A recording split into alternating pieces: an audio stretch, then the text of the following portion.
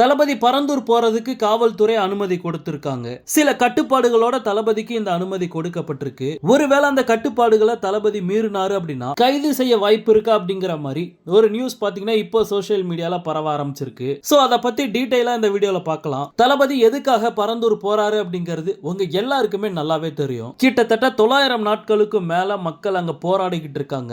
இதனால அங்க இருக்க 13 கிராமங்களுக்கு பயங்கரமான போலீஸ் பாதுகாப்பு போடப்பட்டிருக்கு. இதுக்கு முன்னாடி பாமக அன்புமணி ராமதாஸ், நாம் தமிழர் கட்சி ஒருங்கிணைப்பாளர் சீமான், விடுதலை சிறுத்தைகள் கட்சி தொல் திருமாவளவன், தமிழக வாழ்வுரிமை கட்சி தலைவர் வேல்முருகன் அப்படின்னு நிறைய அரசியல் கட்சி தலைவர்கள் பரந்தூர்ல போராட்டம் நடத்தக்கூடிய மக்களை நேர்ல சந்திச்சு ஆதரவை தெரிவிச்சிருந்தாங்க. சோ இப்படிப்பட்ட சூழல்ல ஜனவரி 20ஆம் தேதி, அதாவது நாளை மறுநாள், தளபதி பரந்தூர் போறதுக்கு காவல்துறை அனுமதி கொடுத்திருக்கு. ஆனா காவல்துறை தரப்புல இருந்து தளபதிக்கு சில கட்டுப்பாடுகள் விதிக்கப்பட்டிருக்கு. அதாவது அந்த கட்டுப்பாடுகள் என்னென்ன அப்படின்னு பார்த்தோம்னா, பரந்தூர் மக்களை சந்திக்கிறதுக்கு 2 இடங்களை போலீசார் தேர்வு செஞ்சிருக்காங்க. அதுல ஏதாவது ஒரு இடத்தை தளபதி தேர்ந்தெடுத்து அந்த இடத்துல மக்களை சந்திக்கலாம். காவல்துறை எத்தனை கார்களை அனுமதிக்கிறாங்களோ அதுல மட்டும்தான் தாவேகாவினர் பரந்தூருக்கு வரணும். முக்கியமா தளபதி 3 மணி நேரம் மட்டும்தான் மக்களை சந்திச்சு பேசணும் அப்படிங்கிற மாதிரி சொல்லியிருக்காங்க. அதாவது மதியம் 12 மணில இருந்து 3 மணி வரைக்கும் தளபதிக்கு அனுமதி கொடுத்திருக்காங்க. இந்த கட்டுப்பாடுகளை தளபதி மீறினார் அப்படின்னா அவரை கைது செய்வாங்களா அப்படிங்கிற ஒரு கேள்வி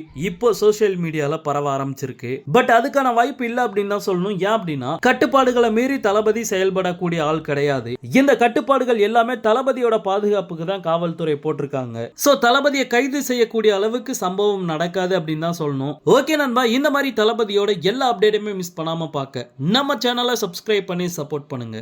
தேங்க்யூ.